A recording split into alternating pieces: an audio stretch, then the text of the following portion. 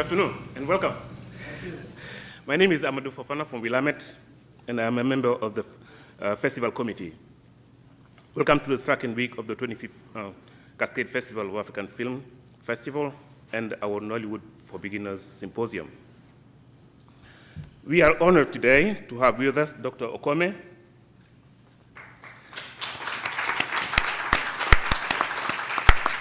from the University of Alberta as a keynote speaker. He is joined on this panel by two respected and award-winning filmmakers from Nigeria, Kenneth Gyan, whose film we were fortunate to see last night, and Ms. Chika Anadu, whose film B4 Boy will be screened tonight at 7 in this very room. So after the remarks from the symposium panel, we will have a short Q&A session. At 1 p.m., we will screen two of the earliest Nollywood films, Living in Bondage, Part 1, and Osofia in London, Part 1.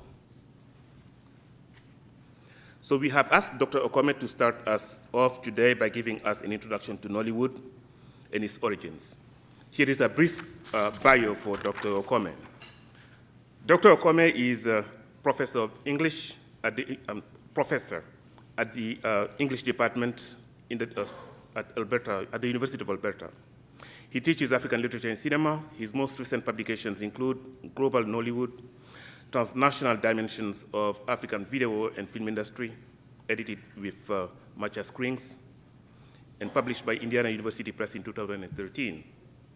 And Popular Culture in Africa, the Episteme of Everyday Life, co-authored with Stephanie Newell, Routledge, New York, 2014.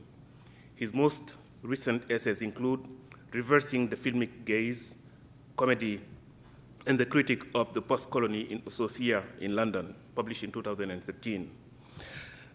A Nollywood classic, Living in Bondage, 1992-1993. Africa's Lost Classics, New Histories of African Cinema, published in London, Legenda, in 2014. And Heritage Africa, Kwa Answer, 1998, a cinematic of political violence, Africa's Lost Classics, New Histories of African Cinema, London, published in 2014. So, Professor Okome, if you are ready, we are ready for you. All right. Yeah, thank you very much for this wonderful introduction, and for all those who've made very sweet remarks about my work, and also thanks a whole lot to my friends who are here today, especially Mary and her husband. I'm deeply honored to be here. I've been told, and furiously told, that I should not give any academic paper. And for those of us trained in that area, sometimes it's difficult not to do so. But I'll try not to do so. Because this paper, this talk is very, very interesting for me for this kind of forum, because it leads us into some of the very important things that we should say about the industry, which the filmmakers are not very they're not very not ready to do that, but they're always ready to talk about their films and to talk about the conditions in which they work. But as scholars, what we do is to talk about this in the context, social, political, in which these kinds of films are produced. So that is the way I'm going to take this in this next 20, 25 minutes that I've been given. Now read the first two paragraphs, and then I'll speak to the paper, and it seems to me that I've over-prepared, actually. And that is the bane of the scholarship that they want me not to do. Nollywood Nollywood is hugely popular in Nigeria. It may have waned a little bit, but it's still popular. And the reason it's popular is simply because Nollywood talks about the people in Nigeria. And so they claim the film as their film. As somebody who comes from the Niger Delta, one phrase keeps coming to me over and over again when they talk about Nollywood. And this phrase is, people talk about Nollywood as, this cinema now our own. It's a pidgin word for saying, this is our film. We claim it. This, as the Pentecostalist church people will say, we claim it. And so this is our cinema in that sense. But the first and perhaps most obvious reason, again I said, is simply because the films they're not flighty. They deal with the common issues that are with the people at any given time. World cinematic attention didn't get to Nollywood until perhaps the last 15 or 20 years. And when it did, it was not because of the content that the audience liked the whole lot. It was because suddenly they found that Nollywood is grossing so much money. In fact, UNESCO brought out this wonderful, that is if you believe UNESCO anyway, but they brought out this wonderful figure that Nollywood contributes to the GDP at the rate of 1.4 to the national gross domestic product. This is huge. It means that this film, this cinema is doing a whole lot of things that many industries in the Nigerian context couldn't do. But Nollywood is not only popular in Nigeria. Nollywood is popular across Africa, in Tanzania, in Mozambique, in Ghana. And the case of Ghana is really, really crucial. I was there a couple of years ago, and some Ghanaian scholars who were friends, and I hope that they're still my friends, told me that you Nigerians have come again. You want to culturally colonize us. Because what the Nigerians do is simply to make films in Ghana and use the Ghanaian actors in order to be able to sell both in Nigeria and Ghana. And they pay the Ghanaian filmmakers less. So that's the reason why they were very, very angry, and the belly ached when I was there. Nigerian video film is also very popular in the Caribbean. There's a report in a book of essays that I edited for Film International, published in London, a contribution from one American graduate student, which is very fascinating, which was why I used it, said that Nigerian films were sold at a higher price and copied, actually, when the original. When they couldn't find the original, they copied the Nigerian film. And that Nigerian film sold higher than the American film, that the pirated American film. This should show you the popularity of the film. This is also the case in Haiti, where this audience is so engrossed in the Nigerian film. But I'd like to give you one really, really interesting example about Tanzania. In Tanzania, the pastors used Nigerian film as the basis for practicing preaching.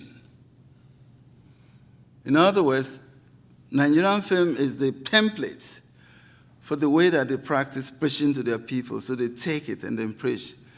Because they imitate the pastors in the Nigerian film, video film, to preach. And in Tanzania, the disc jockey, what they call a disc jockey, very reminiscent of it's a Japanese benchy. Some of us will remember the Japanese benchy. When the sound film was made in 1926, the Japanese benchy remained for a long time because the benchy will remove the sound bring the sound down from the film and mediate the culture of the film by interpreting the film to the audience. The VJ is like something like this. So they put down the film and then do this. And it's a small business going on as we speak in Tanzania. The VJ's interpretation of the Nigerian society may not be correct. But what is interesting about this is that they do this at all. From taking the Nigerian film and showing how popular the Nigerian film is.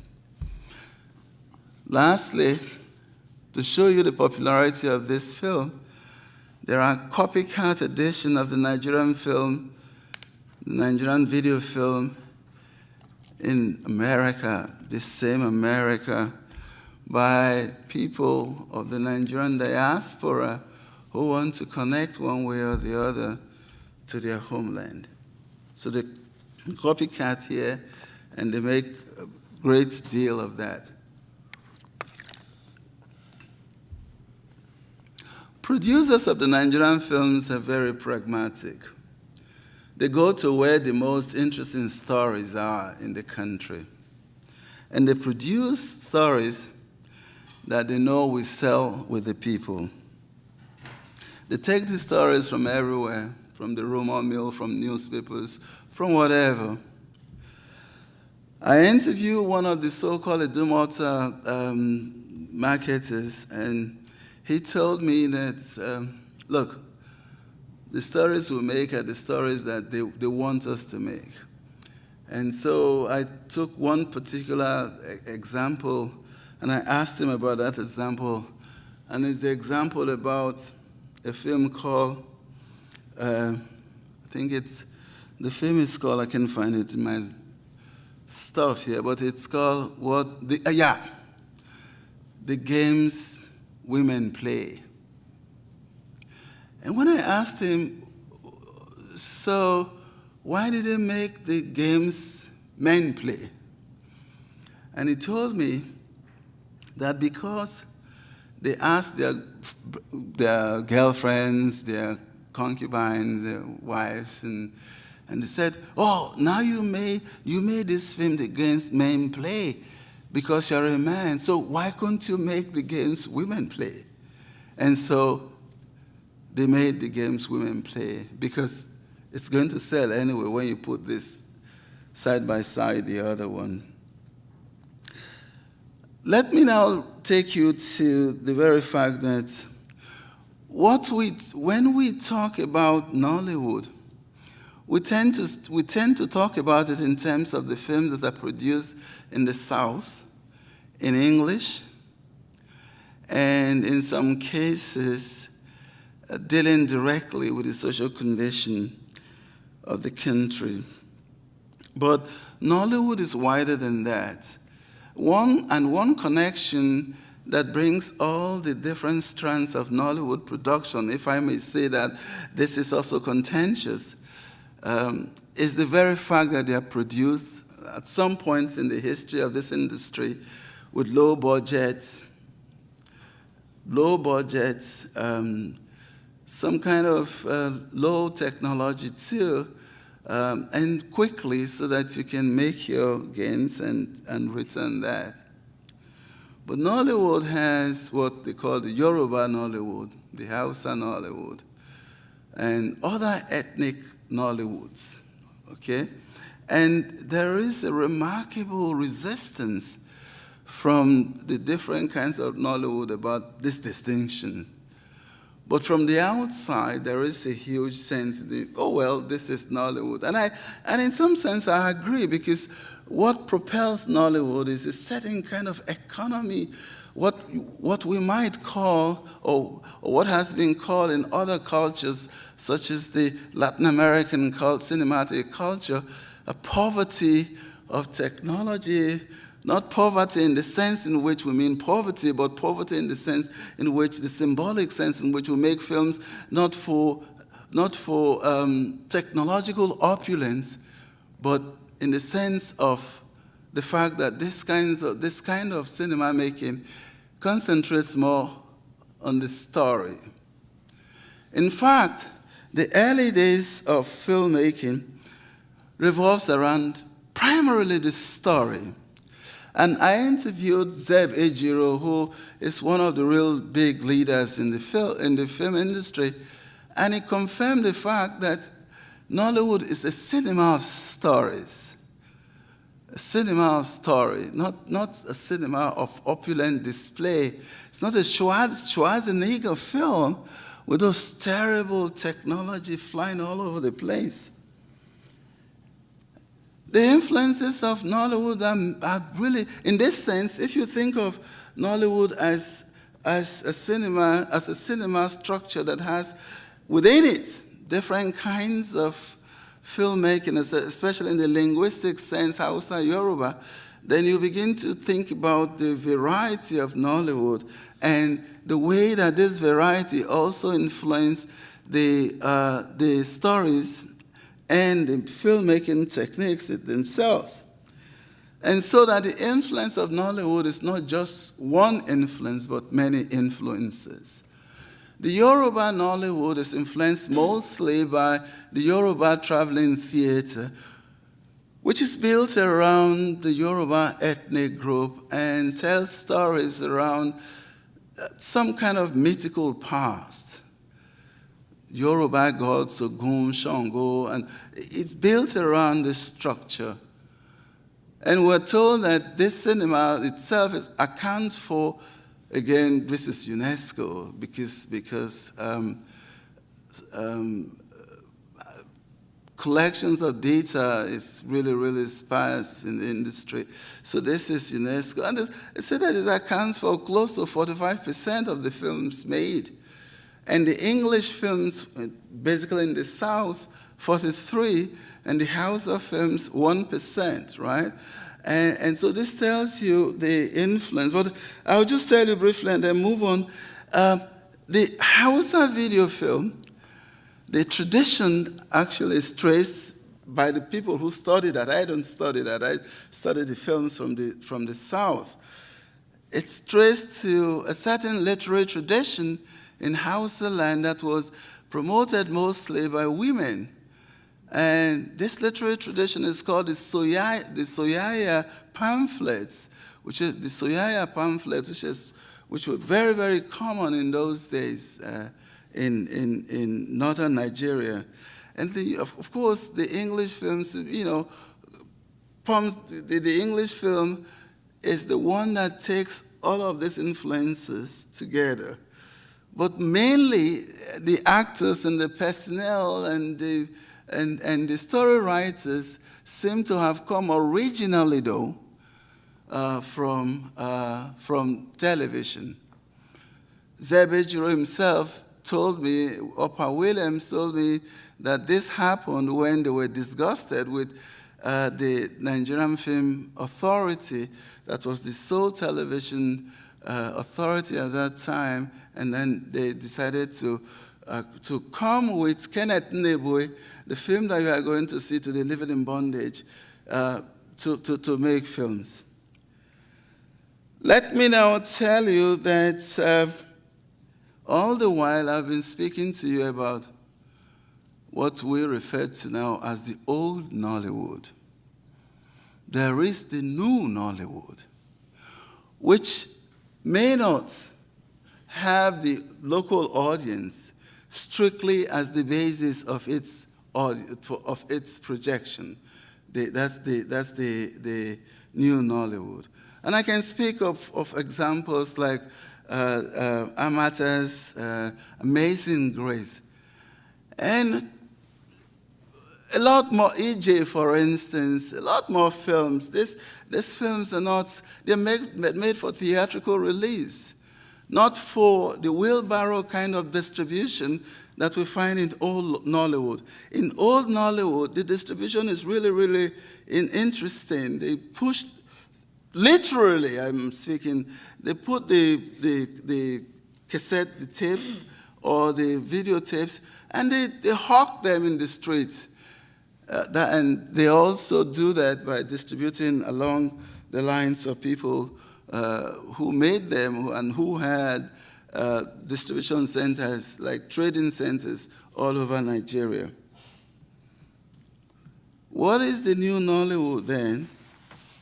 The new Nollywood has some characteristics that distinguishes it from the old Nollywood. If the old Nollywood is a little crass in terms of techniques, narrative style, the new Nollywood is a little bit more sophisticated. And the sophistication comes from the fact that there's people who have moved. They may have been in the old Nollywood at some point, but they've moved and they've seen that it is going to be interesting internationally for them to have these kinds of films because it's good for the reputation of the industry. And they would like to screen their films, perhaps because of piracy also. They would like to screen their films in a different way and distribute their films already also in a different way. This new Nollywood has gained traction in the last couple of years. After seeing Kenneth Gyan's film yesterday, I started thinking, like most scholars do, where does this belong? How do I place it? How do I categorize it? I haven't reached any decision yet. I'm likely to reach that soon. But I do know that it's different from the old Nollywood. And I do know, too, that it has something that is clearly new Nollywood. The story is fine, it's sophisticated, it's lucid, and the shooting is no less so.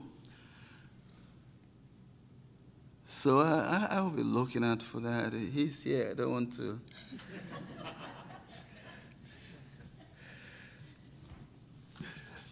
The language of New Nollywood, too, is sophisticated, unlike the language of the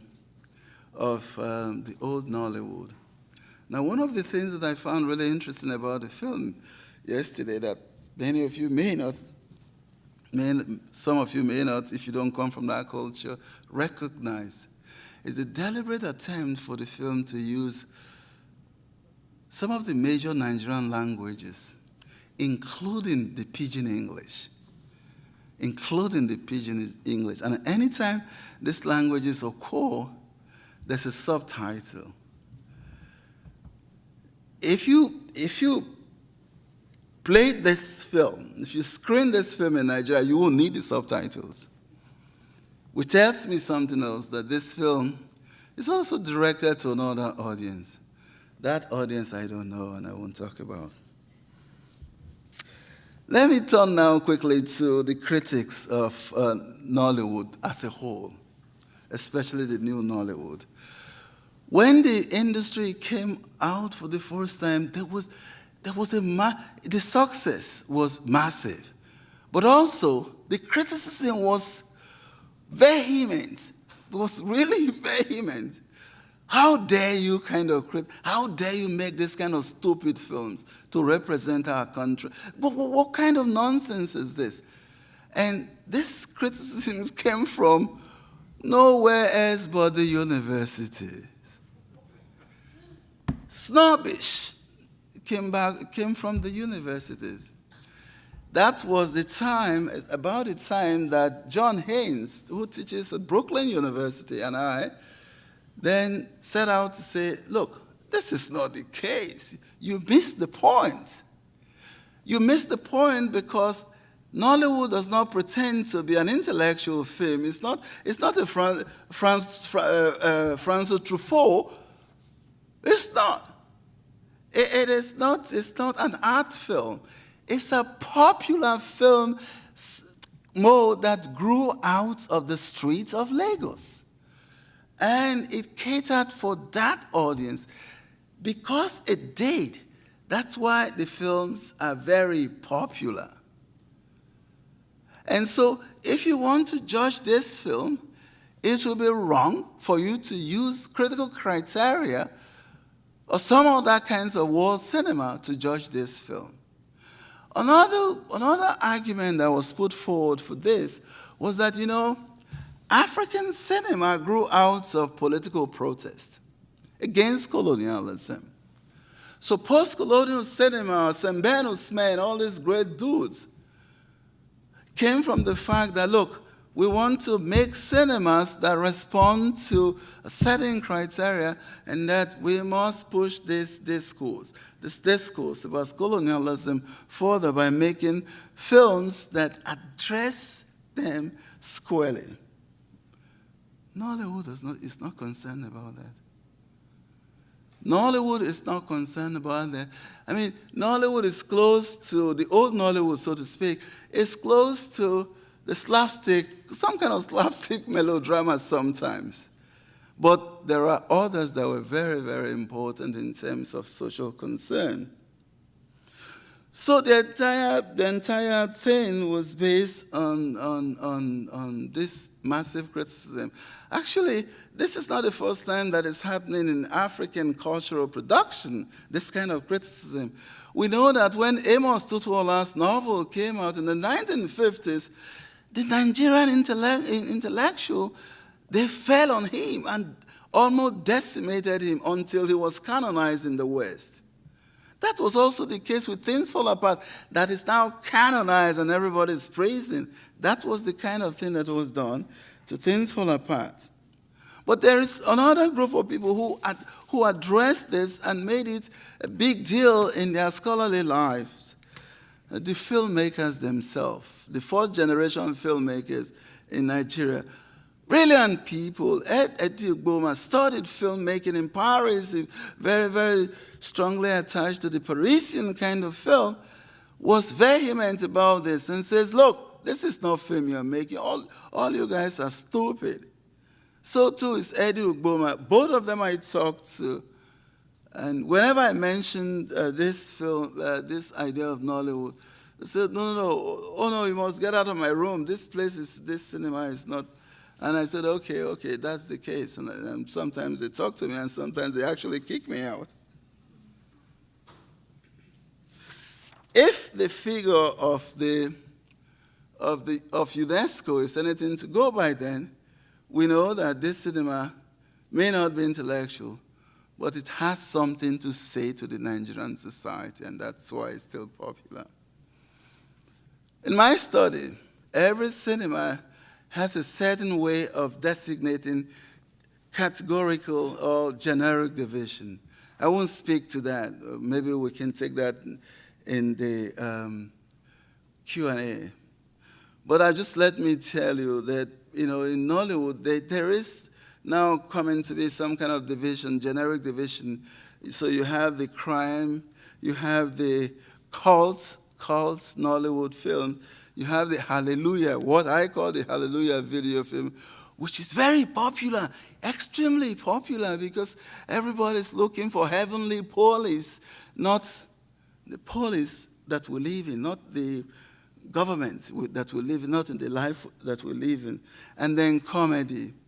The comedy films are very popular. Now this leads me to my final remarks, and which is to say, I'm going to talk to you in just 2 minutes about the film you are going to see.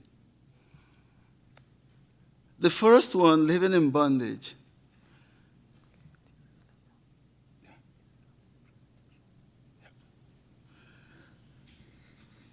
The first one you're going to see, of course, is obvious. It's like called some woman.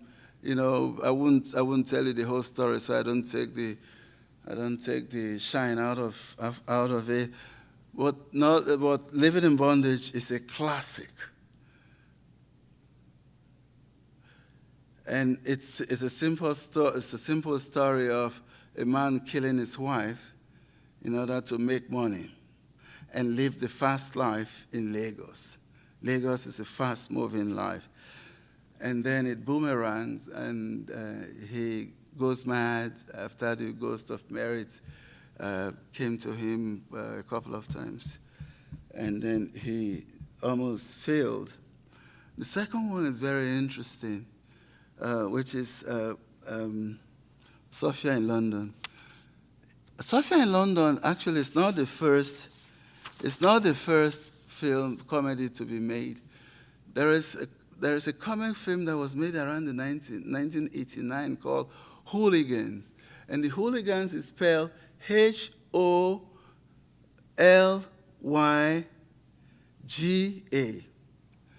Hooligans, you know, and it's based on a very extremely stern critique of a Pentecostal church. You will see that, and one of the most remarkable things is that for me, it tells us that popular culture, which is dismissed as not a serious thing, can actually talk to us about serious matter of post-colonial concerns. Because what Asafia does is to go to London, bring Samantha back, a white girl, as a trophy back to his village by tricking him. It's a very serious film, even though it's a comedy, and we can talk about that later. This is all I have to talk to you about, which is not saying that I've talked a lot about anything. Thank you.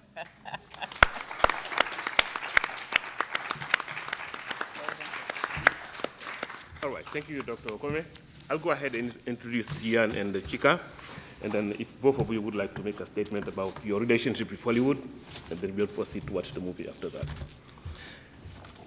Kenneth Gian studied film production at the National Film Institute in Jos, Nigeria. He also participated in screenplaying workshops at Imagine, Gaston Caboret's film industry, basically, film school in Burkina Faso. Gian directed a BBC-sponsored television series, Waiting Day, and made several short films that won prizes at international film festivals. In 2010, he was listed by the popular Nigerian youth culture magazine, Y, as one of 50 people under the age of 35 that will change Nigeria. In 2013, he won the Best Film and Best Director awards for his debut feature film, Confusion Nawa, at the African Motion Academy Awards in Nigeria. Please welcome Gian.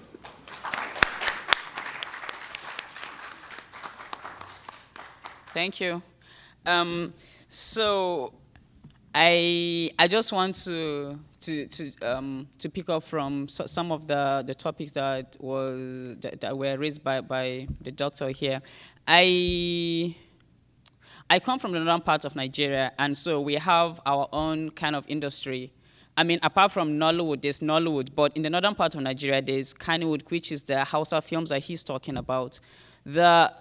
Apart from the industry being inspired by the pamphlets, I mean, the soyayya he's talking about. Soyayya, of course, means love. The industry, too, is heavily influenced by Bollywood films. And so when you're watching those films, you find out that there's lots of there's lots of very colorful costumes. And so right now, the problem with Nollywood as a whole, as an industry, is the whole invasion of the industry by the television companies. It started with Mnet, that's Africa Magic. And so Africa Magic buys all those films for cheap. And so they show it on the channel all over. I mean, they have like 7 Africa Magic channels now that show Nollywood films. And so a lot of people are not going out to go and buy the films anymore. They prefer to just sit at home and just watch it on TV. And apart from that, a lot of other Nollywood channels started coming up. Even the national television company, that's NTA, they still show some of those films for free. So, and yes, exactly, and there's internet. Yeah. I mean, it's all there on YouTube for free. So you find out that the whole patronage for the films are really going down. But what is interesting is that in the northern part of Nigeria, people still go out to go and buy those films because they are, I think they are very, very patriotic about the sort of films that are being produced. And so they make sure that they help each other. And basically, that whole issue of help is what Nollywood is all about. Like, for instance, my film, I always talk about how some of the actors actually came in to come and help. Some of them, I didn't even pay them. And so that is what is obtainable too in the Yoruba films, I think. Yeah, they don't really pay each other when they are working. You know, when I'm working, I can just get doctors to come and help me, and Chika will help me, and so we make all these films. And so when I sell it, I make my own money. When he's making his own, I'll help, or when she's making her own, I mean, she helps. So that kind of barter system too is really helping the industry. But yeah, I will say that the whole issue of patronage is really down in terms of all the English films. But the Hausa films, you still have some sort of patronage. And so they still revert their stars, just like the way Indians actually look at their whole movie stars. So if you find out that maybe if a Hausa actor is here, a lot of people around the community will definitely come and, you know, greet him, see him, maybe bring food and things like that. So there's huge patronage of those films. So yeah, I mean, it's almost like the people have really accepted that is actually that is actually what they should do in order to contribute to the industry. In terms of maybe where I fall in, or Chika, I'm sure she's going to speak for herself, it's about how do we try to break out a bit out of this regular way of making films, which is, of course, you go to school, you sit down in fancy classrooms like this, and so people try to tell you about how you have to make a very, very proper film. And so there are some people in Nigeria right now, and they are actually falling in the category of maybe alternative filmmakers, and a lot of them are saying they're alternative filmmakers, even though I always say that, well, I don't need to explain to you that I'm an alternative filmmaker. You just need to watch my film and then put it where you want to put it. If it is a regular Nollywood film, if it is maybe world cinema, if it is like maybe an African film, I mean, whatever you're going to classify it on there. But yes, so there are people who have actually gone out of their way. And so most of these people, what they actually use in making their films, most of them are actually grants, because you can't really go out to go and get a producer. Of course, if you're going to shoot a proper film, you might actually need to spend far much more than what they are spending on regular Nollywood film. So it is really expensive. And so the producers always think about, okay, if I put in an X amount of money, how much am I going to get out of it, and how much money are we going to make before, of course, it gets pirated, before the television companies will start showing it, before they put it on YouTube. So it is very hard to just get funding for some of those new Nollywood films. But so some of us have actually, I mean, gone around trying to get money from grants. Or in the case of maybe Kunle Afolayan, he makes, I mean, filmmakers like that who spend a lot of money in making their films, and then they actually resort to maybe, is it launching? Or like, yeah, they're having a premiere, and they bring in like maybe corporate Nigeria to come and help them. So maybe this one will pledge, okay, I'm going to give you 50 million naira, I'm going to give you 25 million naira. So that is how some of them actually make their films, make money from their films. But it is not very, I mean, we all can't do that, because I'm not sure I have the pulling power to pull all the people in corporate Nigeria. But yeah, I mean, so that is how some people actually, they're thinking of alternative ways of making money from their films. And I think that's the point of view that I'm just going to look at Nollywood today. Thank you. Yeah. Thank you, Gian. Here is a brief introduction to Chika Anadu, a short biography. Chika Anadu was born in Lagos, Nigeria. She moved to the UK to continue her studies and earned a BA degree in law and criminology and an MA in African studies. Surprising that she's doing movies now.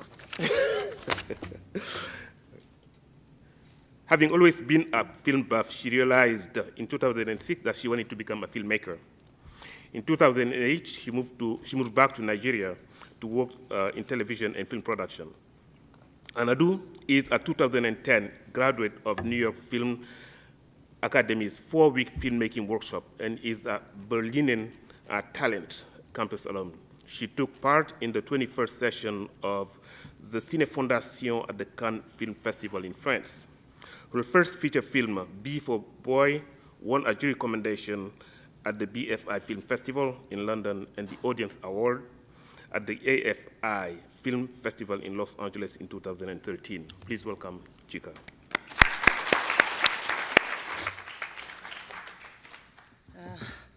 Thank you. Oh no, I'll try to, maintain my train of thought. They've said a lot. First of all, speaking about Nollywood, someone much smarter than me talked about Nollywood and referred to it as a genre, and I have to agree. It's like how Hollywood doesn't define the entire American film industry, and I personally don't consider myself Nollywood. Not necessarily because I look down on it, but because it is a certain kind of film. I think it's easily identifiable. When you see a Nollywood film, you know, and then when you don't, you know as well. What Kenneth and I are doing is something different, and I wouldn't necessarily refer to it as new Nollywood, but like Kenneth said, people can slot it wherever they want. I'm wary of labels, so Nollywood is not the Nigerian film industry. Having said that, my film, B for Boy, is a Nigerian film with Nigerian actors, and in that way, my main audience are Nigerians, and yes. With regard to trying to get a film made, I worked in isolation basically. So, I think I'm a bit ashamed to say that I don't know much about Nollywood actually. I don't consume the product. I think Nollywood has its place, like Bollywood and Hollywood, and no matter what people think about the quality of whether it's the stories or the production value or lack of it, it has its audience, and it's huge and it's large. And the bottom line is it's an economy, and people make money off it, in spite of the fact that perhaps it's not that well done. When you have people like Kenneth and I who don't have Kunle Afolayan, I know Kunle, and who don't have access to Kunle's connections, it's a bit harder. I'm very lucky that I have a mother who loves me with her money, not just her mouth, and so I was able to get my film made. I did try to go for grants and things like that, but the thing, when I was doing my master's, one of my professors said, when he was talking about aid, and he was like, when you have your hand in someone's pocket, when they move, you move. Their agenda becomes your agenda.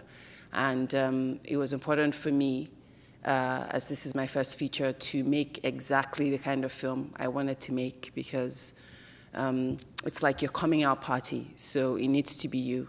And when you're doing things that way, it's very hard to.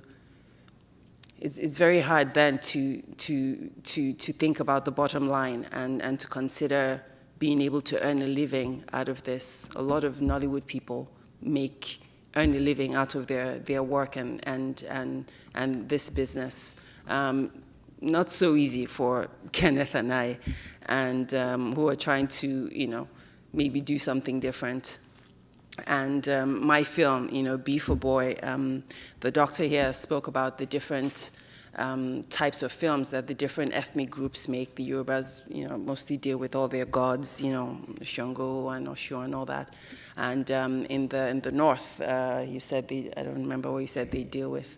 But I'm Igbo, and my ethnic group were very family-oriented. And it's all about the family and keeping it going and all that. So our films, when they're in Igbo, are usually based around that, about, maintaining culture and the family. And B for Boy, talks about the importance of a male child in carrying on a family name, and how that is very important to my ethnic group, and that is what a lot of what we concentrate on with regard to our films, which there aren't too much of anymore. Speaking about the different languages that Nigerian films are made in, I find, like Kenneth said, I find that films not done in English are actually now better received in Nigeria than the English language ones. I think some of it is loyalty. So you have your ethnic group kind of supporting you and buying your films if it's in their language. And I think to another extent, it has to do with the performance. When people, I find anyway, I've noticed that when Nigerians have to act in English, they're very self-conscious. And when you're an actor, you can't be self-conscious. You have to let go, and in order to imbibe and become another character. And English language films are not so, they're not very convincing. And I find that other languages, Nigerian films done in other languages are much more engaging because the actors perform better and are more relaxed, and people notice this. I don't know what other topics were brought up, but I think that's pretty much what I wanted to say. Yes, and I'll talk about patriarchy because I think that every film industry in the world actually is sort of male-dominated, and Nigeria is no different. Kenneth speaks about Kunle, and a director who does very well in Nigeria, and he makes films on very big budgets. I'm talking, hundreds of thousands of dollars, even up to $1 million, he says anyway. And his access to corporate sponsors and all that. And, part of, the corporate sponsors, it's also an ethnic thing as well, because he gets money from companies that the heads of the companies are of his ethnic group, and they're all men. I have no chance with all these people, even if they were from my ethnic group, because of the female element, that I bring in, and, I will never be taken seriously. It's just not even possible, and I'll always be, there's a term they use in Nigeria, it's like a small girl or small boy. It's a kind of a way of demeaning someone.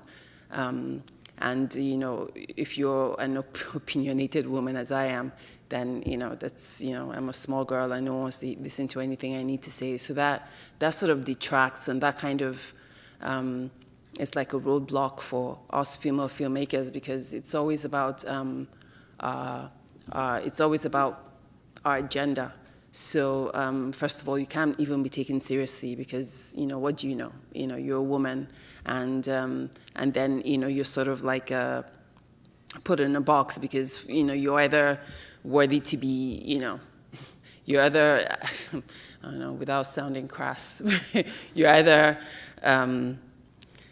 someone they want to take to bed or not, and that's the only sort of, those are the sort of boxes they tend to put women into in general in Nigeria, especially when it comes to the entertainment world, because, I don't know, somehow, they just feel that, we're not very serious people if we're doing this.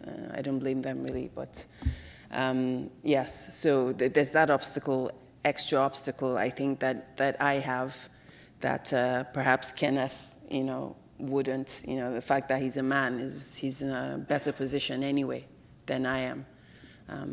Not that I let that stop me, but yes, that's another element. Yeah.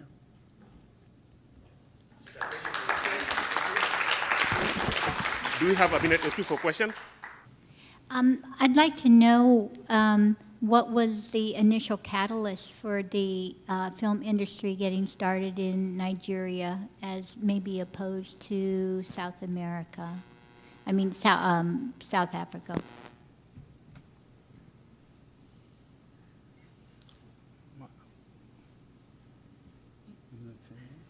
Oh, no, I mean, you're talking about the pattern of how the industry started? Yes. Yes. Okay, I think the first one that I always remember, there's always controversy about how it started or what films were there. But the first film that was really commercially acceptable was Living in Bondage, the one that you're actually going to see after this session. And so when Living in Bondage was made, because Africa is always about, we always believe in rituals and things like that, and how, you can actually maybe kill somebody to make money. I mean, things like that. I mean, it could be myth, but I don't know. I mean, that's what people believe in. So the film was about that, and a lot of people actually identified with that film. So it made a lot of money. And after that, everybody thought that, okay, if I can actually make a film like that, then I will make money. So everybody started making films about rituals, and so the film started selling, and so that is how the industry just blossomed.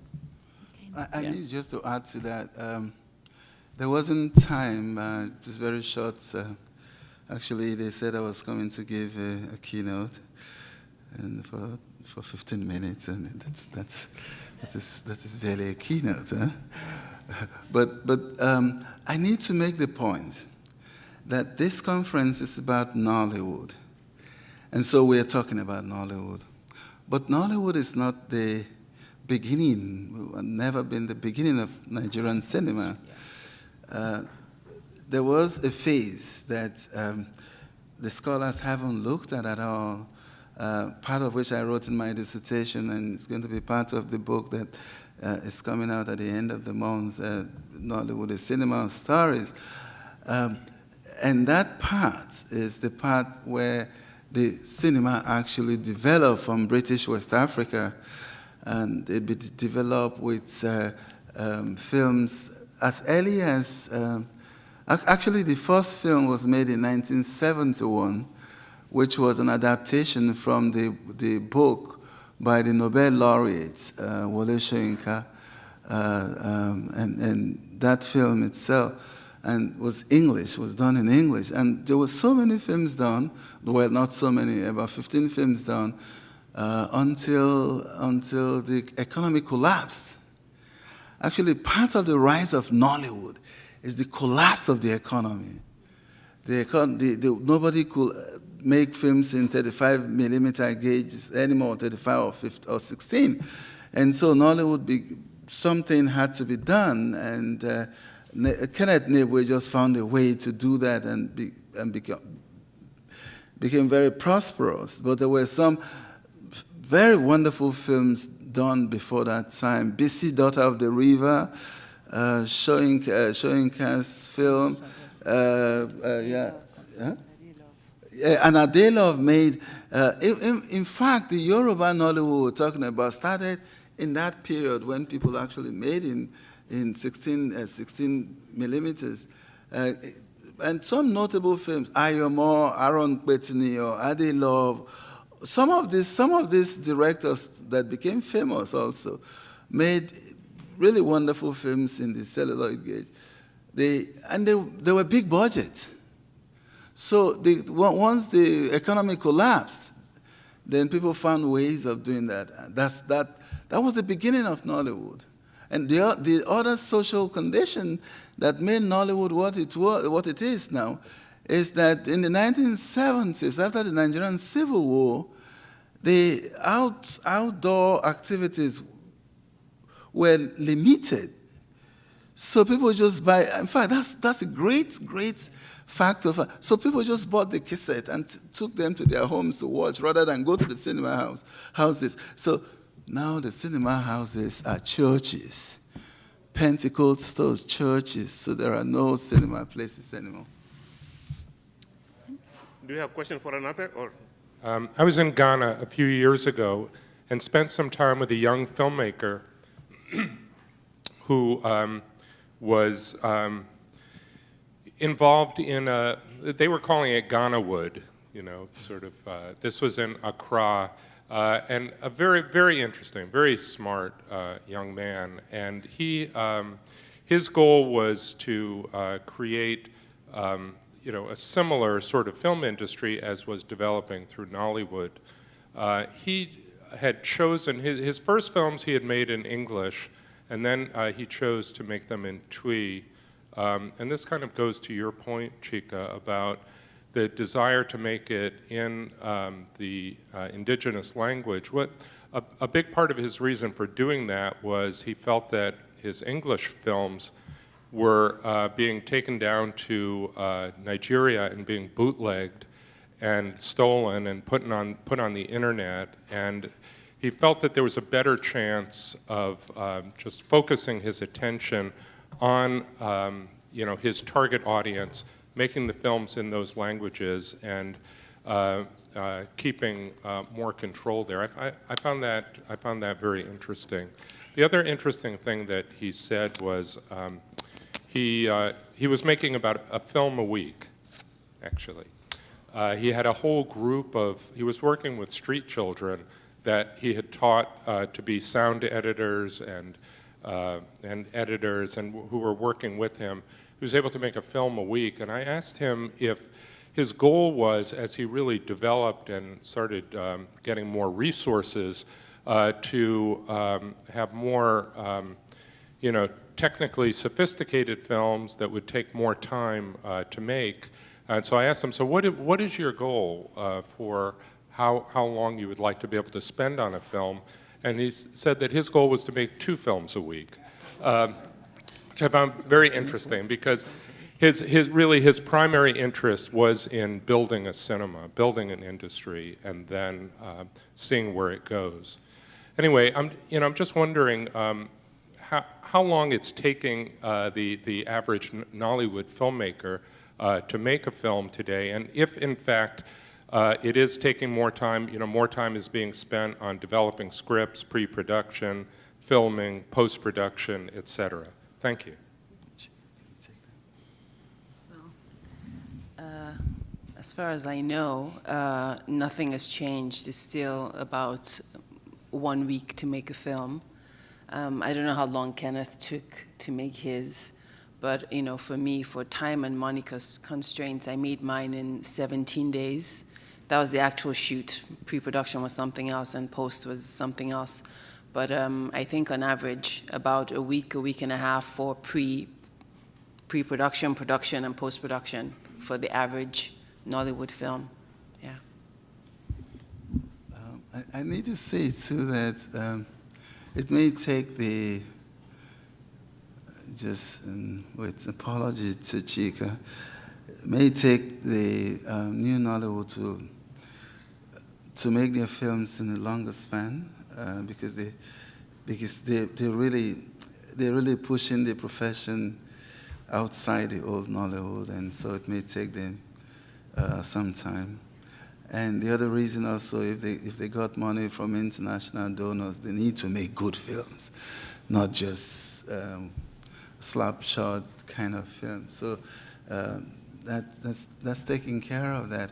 But the old Nollywood is still business as usual. They do their films really, really quickly. Hello? Okay, I have a little bit of, I guess, history to share about our filmography at the festival here. If you take the Nigerian set of films we've shown over the years, we begin in 1994 with Sadiq Balewa's film Kasamse. I think that would be probably Hausa. It's Hausa, yes. Okay, and this year we are showing maybe 4 or 5 films, maybe more than that if we count the films today. Based on both what Chika and Kenneth have said, I worry a little bit about the future of filmmaking for industries like ours here at the film festival circuit. If people are willing to make films more so in ethnic languages, what's the future of filmmaking in Nigeria, or more specifically, Nollywood? Subtitles. Yeah, I mean, basically, you will actually say subtitles, just like you said. There's a film that I worked on called Blood and Henna, and it is shot entirely in Hausa because, of course, I was trying to make a film about Pfizer's illegal clinical test that happened in Kano in 1996. And so it was entirely shot in Hausa. But the thing is, you have to just subtitle it because that's how you get foreign language films, I think, actually. And actually, we're not, I know Americans don't like subtitles in general, but we're more like the Europeans. It doesn't bother us. And because we come from a country that is multilingual and over 200 languages, not even, dialects, having subtitles is not, it's not a problem for us. It doesn't bother us at all. So it's not going to affect anything.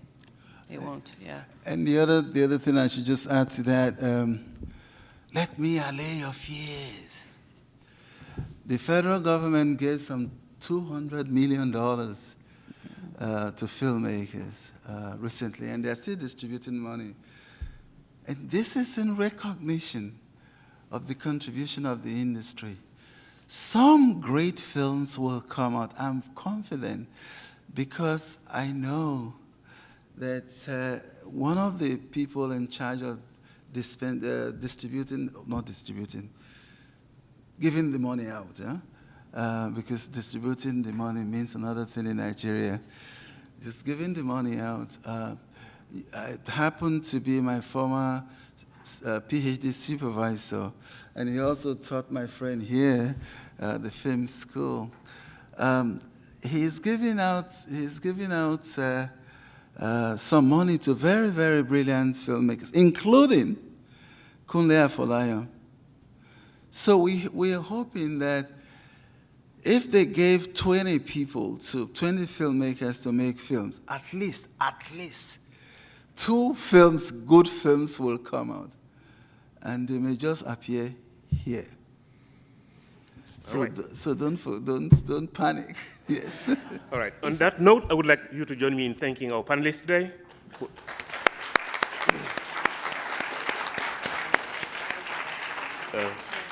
Chika, Okonome, and Kenneth, thank you.